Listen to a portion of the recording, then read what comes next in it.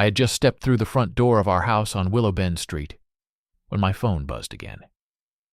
I glanced at the screen. 3 missed calls from Amy and 1 from my son, Lucas. I sighed, rubbing my face with both hands. It had been one of those days at work where everything that could go wrong absolutely did, and all I wanted was 10 quiet minutes to breathe. But life rarely hands out moments like that. "Just give me 5 minutes to get myself together," I muttered into the phone as I picked up Amy's latest call, trying my best to sound calm. 5 minutes, all right. I'll call you right back." Before she could reply, I ended the call. It wasn't anger, it was exhaustion. I tossed my keys on the hallway table and leaned against the wall, listening to the quiet hum of our home. It used to be a comforting sound. Lately, it was just hollow. In the kitchen, I heard drawers opening and closing. Lucas and Bella, my 2 kids, were packing their school bags. Amy was home, probably somewhere nearby, but the kids' voices drew my attention first. "Dad, we're heading out," Lucas called from the kitchen doorway. He was 12, lanky, and growing like a weed. His little sister Bella, only 8, stood next to him, holding her backpack straps, grinning up at me with that gap-toothed smile that always melted my heart. Amy stood behind them, wiping her hands on a towel. "I'll stay here and figure out what to make for lunch later," she said with a smile that didn't quite reach her eyes. "You two behave. I love you." She crouched down and hugged them both. They hugged her back, though Lucas's eyes flicked toward me with a quiet question behind them. Things between Amy and me had been strained for months. He felt it. "Love you too, Mom," Bella chirped. Amy kissed them each on the head, and the 2 of them slipped past me and out the front door, backpacks bouncing. For a moment the house grew still again. Amy turned toward me, but I stepped past her. "I need a shower," I murmured. She didn't answer. She didn't have to. By the time I came back downstairs, the doorbell was ringing. Not just a single chime, but a repeated press. Someone impatient. Someone who didn't care they were being rude. I opened the door. Tony stood there. Well, Tony. A tall, broad-shouldered man in worn jeans and a button-up shirt, holding a bouquet of flowers. Yellow lilies, Amy's favorite. His hair was perfectly messy, the type of messy people spend time making. He looked up, startled to see me instead of Amy. "Oh, sorry," he said, awkwardly lifting the bouquet like a shield. "Is Amy home? She wasn't expecting you, I guess."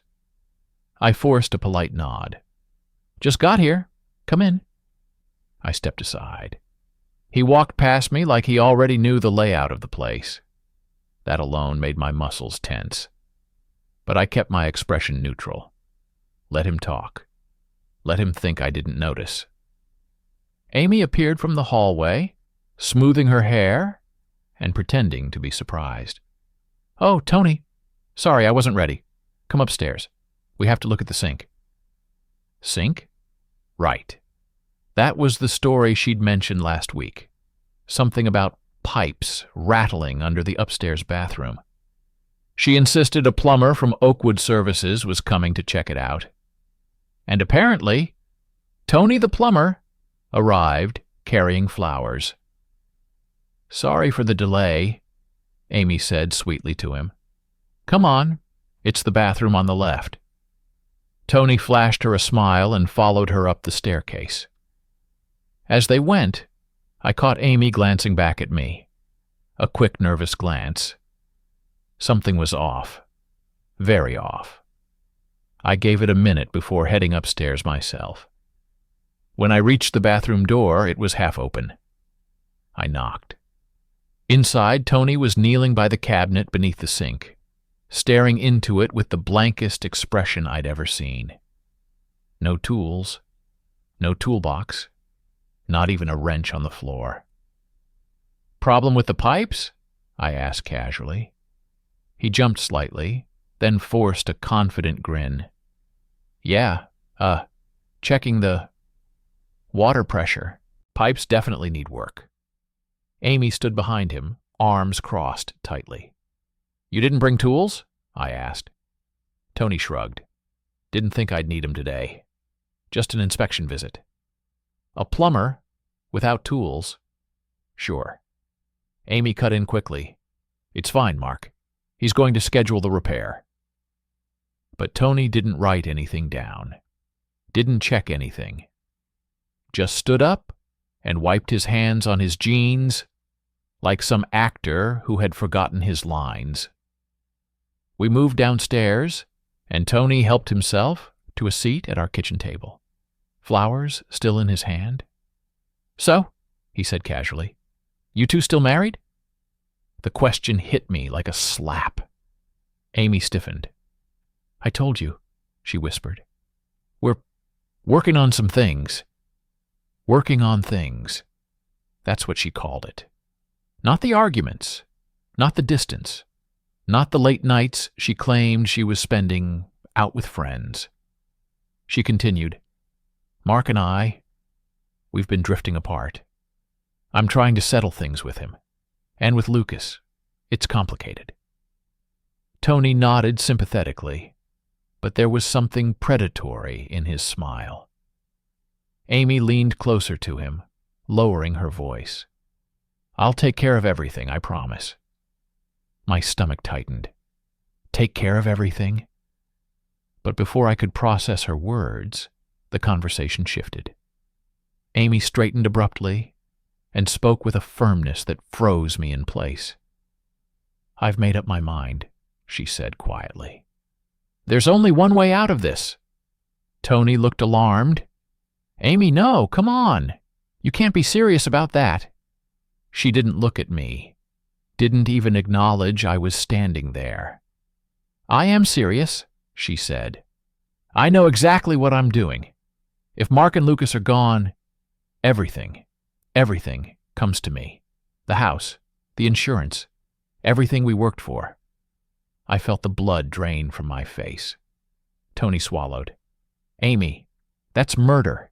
You can't just—" I said, "I know what I'm doing." Her voice was low, cold, determined. Then she walked into the kitchen, opened the fridge, and pulled out sandwich ingredients. Bread, turkey, mayo, and from her pocket, a small vial of something clear. I couldn't breathe. "Lunch," she said calmly. "They'll be home soon." Tony stood up quickly. "Amy, stop it. Seriously, you're talking crazy. You can't poison them." "I can do whatever I need to do," she snapped. "Do you want to be with me or not?" Tony hesitated, and that told me everything I needed to know. At that moment, the sound of the front door opening echoed through the hallway. "Mom, we forgot Bella's scarf," Lucas called. Amy froze only for a second before composing herself. "Kids, sandwiches are ready," she called back in a cheerful sing-song voice, already spreading mayo onto bread. My hands shook, but I didn't move. I couldn't. My brain was fire and ice, panic and disbelief. Lucas and Bella padded into the kitchen, dropping their backpacks on the floor. "Thanks, Mom," Bella said as she reached for a plate. Amy smiled sweetly, and then she walked out of the room, not checking if they ate, not saying another word. She just walked away, leaving them with the poisoned food, leaving me standing there, leaving Tony staring at me with wide, conflicted eyes, leaving everything behind her like she'd already accepted the outcome. "Stop," I whispered, my voice shaking. "Don't eat that." Lucas looked up at me, startled. "Dad, what's wrong?" I didn't answer him. Because I couldn't yet. Because my world had just collapsed in one impossible moment. A moment where the woman I'd built my life with had decided to erase me. And our son. I kept pacing around the living room long after Leo left with our neighbor, Mrs. Collins. My hands were shaking. My heartbeat hadn't slowed since I overheard Amy whispering to someone on the phone earlier that morning. I still didn't know who she'd been talking to, but the tone in her voice, cold, urgent, secretive, made me feel like a stranger in my own home. And the worst part was that she didn't even notice my presence when she said it. As I walked past the foyer mirror, I caught my own reflection. Pale face, tired eyes, a man who hadn't slept properly in weeks. I told myself I'd hold it together for Leo, but it felt like every day was becoming harder. I sat down by the table trying to calm down when the kitchen door swung open. Amy stepped in, wiping her hands on a small towel. She looked perfectly composed, almost glowing, as if nothing in the world weighed on her. "You okay?" she asked softly. I nodded. "Just tired." She smiled, leaning down to kiss the top of my head. "Then you should rest. We'll talk later." Always later. Never now. And that, combined with the whispering I heard, the hurried goodbye she gave Leo, the way she'd been sneaking out on weekends, kept twisting in my mind like a knife. Before I could respond, the doorbell rang. Amy straightened, glanced at me, and said too quickly, "I'll get it." I stayed seated but shifted slightly to see the hallway. Amy opened the door. A tall man stood there, holding a bouquet of bright red gerbera daisies. His grin was easy, carefree, practiced. He looked like someone who charmed every room he walked into. His name, because I heard Amy say it, was Tony, and she said it with the kind of softness she hadn't used toward me in a long time. "Sorry I'm late," he said. "It's okay," Amy responded. "Come on in." He stepped inside, and for a few seconds, none of us spoke. Amy seemed nervous, too nervous, and Tony kept glancing around the house with interest, as if evaluating something invisible. Then Amy gestured toward me. "This is my husband, Daniel." For a moment, Tony froze, but not out of fear. It was more like he was studying me, measuring me. He extended his hand. "Nice to meet you, Daniel."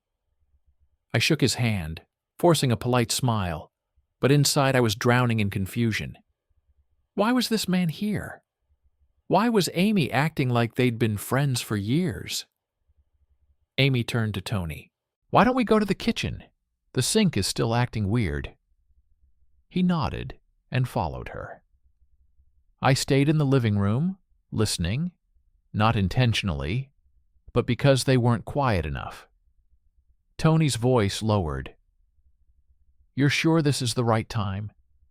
Amy whispered something too soft for me to fully hear, but I caught 3 words. "Before they return." My chest tightened so violently I had to grab the edge of the table. Before they return. Leo and I? Was she talking about us? My pulse raced as I stood up and walked to the kitchen doorway. Amy noticed me immediately and smiled a bit too widely. "We're just checking the pipes," she said. Tony crouched by the sink, pretending to inspect it. He tapped the pipes lightly with his knuckles, then shrugged. "Honestly, looks fine. Nothing to fix today." "No tools?" I asked. Tony didn't flinch. "Left them in the van. Happens sometimes." It was a terrible lie. I knew it. He knew it. Amy definitely knew it. She played along anyway. "Well, maybe next time," she said gently. Tony stood, dusting off his jeans. "Yeah, next time." I turned to Amy, my voice stiff. "Why don't we just call an actual plumber?" Her expression hardened. "Tony is an actual plumber. Is he? I asked quietly. Tony's jaw tightened, and Amy cut in before he could reply. Daniel, please, I'm trying to fix things around the house. Just let me handle this. The tension between us could have cracked stone. And then the phone rang. Amy's phone. She picked it up without hesitation. Yes? Oh, Leo. Everything okay? Her shoulders relaxed when she heard his voice. All right, sweetheart. I'll see you soon. She hung up and approached Tony. They're coming back earlier than I thought. My stomach twisted. They. So she did mean Leo and me. Tony nodded slowly. Then we should decide now. Decide what? Amy glanced my way, her face unreadable. Daniel, I'm going to finish preparing lunch. Why don't you rest? You look exhausted. Yeah?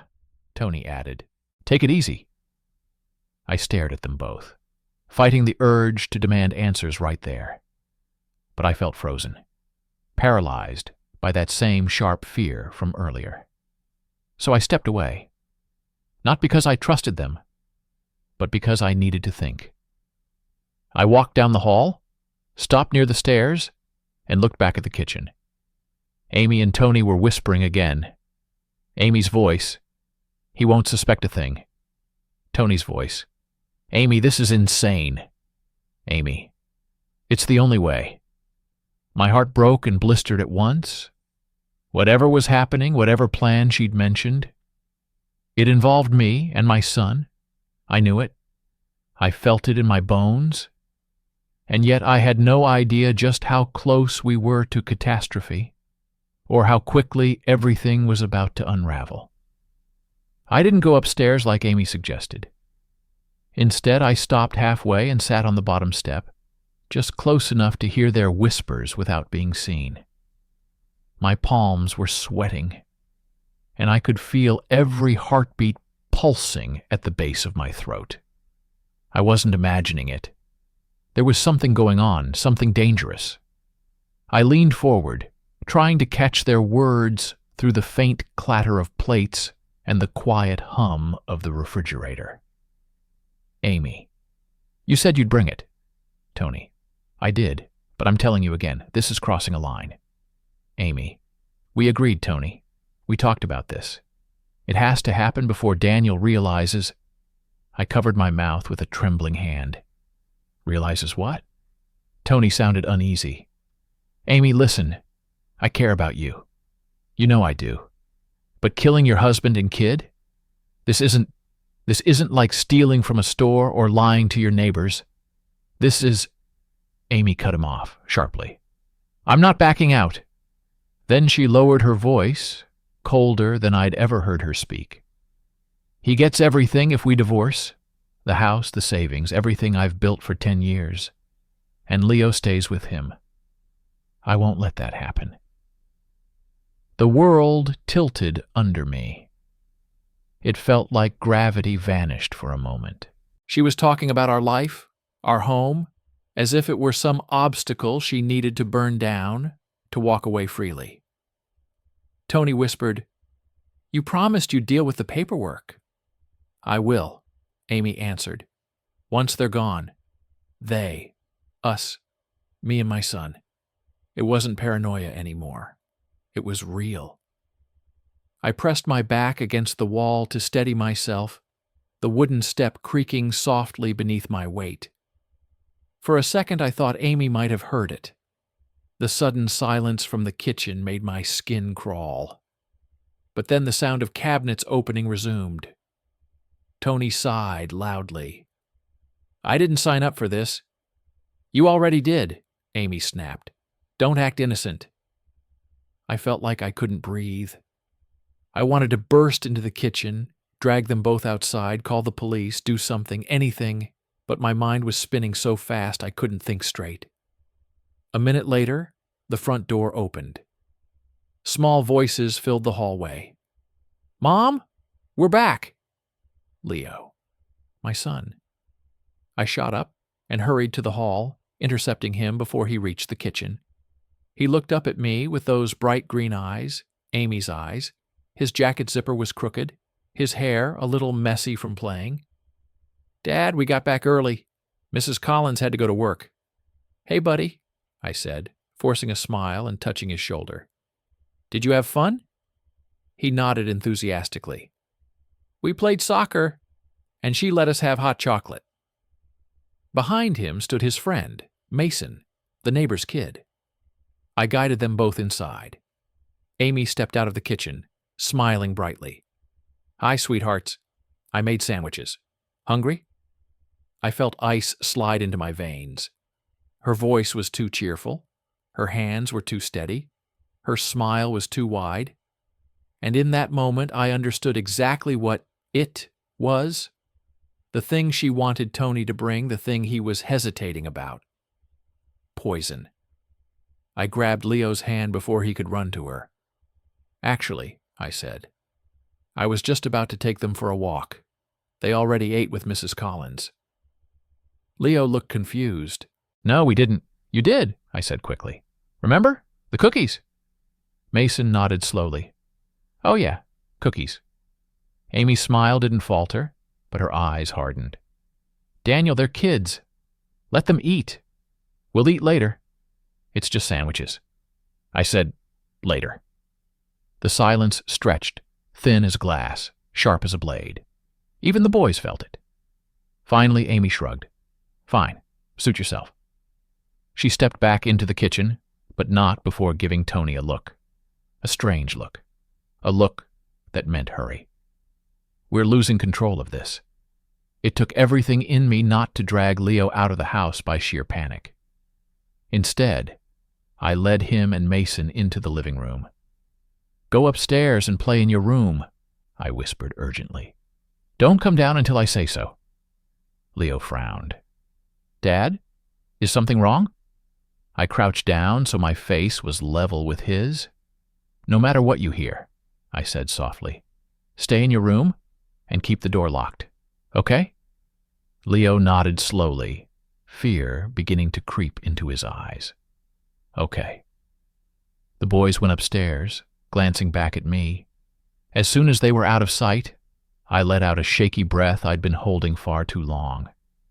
But my relief didn't last, because as I turned toward the kitchen, Tony walked out, alone. His face was pale, conflicted, and his hands were trembling slightly. "Daniel," he said quietly, "we need to talk." I stiffened. "About what?" He swallowed. "About Amy, and about what she's planning." For a moment, no one breathed. Not him, not me. Then Tony looked up at me with eyes filled, not with malice, but with guilt. "I didn't come here as a plumber," he said, "and I didn't come here as what Amy thinks." I stared at him, every muscle coiled. "Then why are you here?" Tony took a deep breath. "Because I'm undercover," he whispered, "and Amy just tried to commit murder." Everything inside me collapsed at once. "What?" Tony's voice was steady now, professional, familiar in a way I recognized from every cop I'd ever spoken to. "My name isn't Tony Martinez," he said. "It's Detective Tyler Moreno. We've been watching Amy for months. Fraud, identity theft, conspiracy. But this is the first time she's escalated to violence." I grabbed the back of the couch to keep from falling. "Violence? Against who?" Tony looked at me with something like pity. "You," he said, "and your son." The room froze. The world froze. Then, a loud crash came from the kitchen. Amy had overheard us. The crash from the kitchen echoed through the house like a gunshot. Tony, Detective Moreno, instantly shifted, one hand reaching instinctively toward his jacket where, I assumed, a badge and weapon were hidden. "Stay behind me," he whispered. But I didn't listen. I stepped forward, heart pounding, because I already knew what that sound meant. Amy had heard everything, and a cornered person, especially a cornered person capable of poisoning her own family, was unpredictable. The kitchen door was cracked open. Through the gap, I saw Amy's silhouette frozen near the counter. A glass bowl lay shattered on the floor, its fragments glinting like tiny blades. She wasn't moving, just standing there, her back to us, breathing heavily. When Tony pushed the door fully open, she turned around. Her eyes were wild, her hands were shaking, and she was holding a kitchen knife. "Don't come any closer," she hissed. Tony raised both hands calmly. "Amy, drop the knife. It's over." "No," she whispered. "No, it's not. I can still fix this." She looked at me then. Not the way a wife looks at a husband, not even the way an enemy looks at an obstacle. She looked at me the way someone looks at a ruined investment. Cold, calculated, disposable. "I did everything right," she said. "I planned it all. It was supposed to be quick and clean. You weren't even supposed to feel anything." I felt sick. "Poisoning sandwiches for your own kid?" My voice trembled with rage. "How could you?" Her jaw clenched. "You didn't give me a choice, Daniel. You were going to take everything from me." "I wasn't taking anything," I shouted. "I just wanted to save our marriage." "Exactly," she snapped. "You wanted something I didn't want anymore. A divorce would leave me broke. But if you and Leo were gone, everything would be mine. The house, the money, freedom. Finally." Her words cut deeper than any knife. Tony took a slow step forward. "Amy, the boys are upstairs. If you take one more step toward those stairs, I will have to intervene with force. Put the knife down." She blinked rapidly, then suddenly lunged toward the counter, grabbing something small and metal. A vial. The same vial she had tried to hide earlier. Tony cursed under his breath. "She still has the poison." I didn't think. I just moved. "Amy!" I shouted, stepping toward her. She swung the knife wildly. It missed my face by inches, slicing through the air. Tony rushed in from behind, grabbing her wrist. She screamed, twisting violently, kicking at cabinets, flailing like an animal trapped in a cage. "Let me go!" she shrieked. "Let me go!" The vial slipped from her fingers and rolled across the floor, stopping at my foot. A tiny label read, "Difedronix restricted substance." My stomach flipped. She wasn't improvising. This wasn't a spontaneous moment of rage. She had planned this. Bought poison. Waited for the perfect moment. Tony wrestled the knife from her hand, clattering it onto the floor. Within seconds, he had her restrained, breathing heavily, but controlled. He pulled out his badge, holding it firmly in front of her wide, trembling eyes. "Emily Hart," he said, using her legal name, not the nickname I had known her by for years. "You are under arrest for conspiracy to commit murder, attempted murder, possession of a controlled toxin, fraud, and endangering a minor." Amy stopped struggling. Her face went pale. "No," she whispered. "Tony, please, you said you loved me." Tony didn't respond. His expression didn't soften. Because Tony wasn't real. The plumber wasn't real. The flirtatious smiles weren't real. Detective Tyler Moreno was real. And he had just saved my life. Amy's knees buckled as he guided her toward the door. You tricked me," she breathed. "All this time, I thought you were helping me."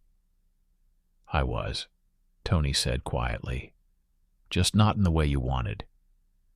He brought her outside, where 2 unmarked cars slid silently into our driveway, lights flashing blue in the reflection of the windows. Officers took her from his hands, cuffing her properly. She didn't look at me again. Not once. Not even when they read her rights and placed her in the back seat of the cruiser. Maybe she couldn't face me. Maybe she didn't want to. Maybe, in her mind, I had been dead hours ago. I stood frozen in the doorway until the cars disappeared down the street. Only then did I remember. Leo. I ran upstairs 2 steps at a time and burst into his room. He was on the floor behind his bed, knees pulled to his chest, Mason sitting beside him like a loyal guard. "Dad!" Leo cried, launching toward me. We heard shouting. What happened? Where's Mom? I hugged him so tightly he squeaked.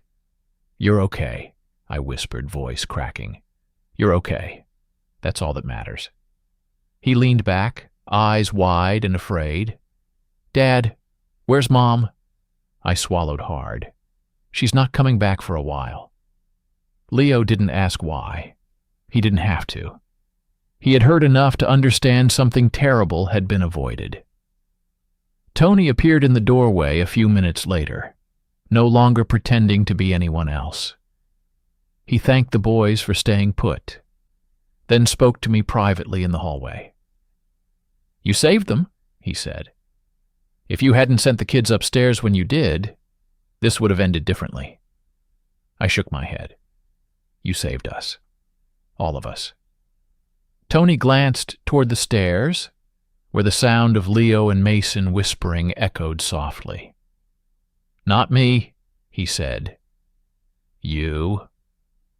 I've seen dads freeze, panic, shut down. But you moved. You acted. That's what saved him." For the first time since the whole nightmare began, I let myself cry. They took statements. They photographed the poison, the knife, the sandwiches she prepared. They bagged everything. By evening, the house was quiet. Too quiet. Leo fell asleep on the couch with his head on my lap. Mason already gone home with his shocked parents. I watched my son breathe, small, steady breaths, and realized how close I had been to losing him. Forever. How close I had been to eating one of those sandwiches myself. How close Amy came to erasing us. All for money. All for freedom. All because she wanted a life without us more than she wanted us alive. And yet, the final thought that hit me hardest wasn't anger. It was grief. Grief for the woman I thought I knew. Grief for the trust that had died. Grief for the version of our family that would never exist again. The next morning, Tony called. "She confessed," he said. "Everything. The affair, the plan, the toxin, the timeline. She even named other crimes we suspected. Your case is airtight. What happens to her now? She'll be gone for a long time." I looked at Leo playing with his toys on the carpet, oblivious to the depth of what almost happened. "Good," I whispered. "Good." Tony hesitated. "Daniel, you did right by your son. If you ever need anything at all, here's my direct number." I thanked him and hung up. Then I walked into the living room, scooped Leo into my arms, and held him so tightly he laughed and told me to stop squeezing him like a lemon. But I didn't stop, because a day ago I almost never would have held him again. And now, he was safe. I was safe. The nightmare was over. Our home, broken, quiet, healing, was still ours. And Amy was gone. Forever.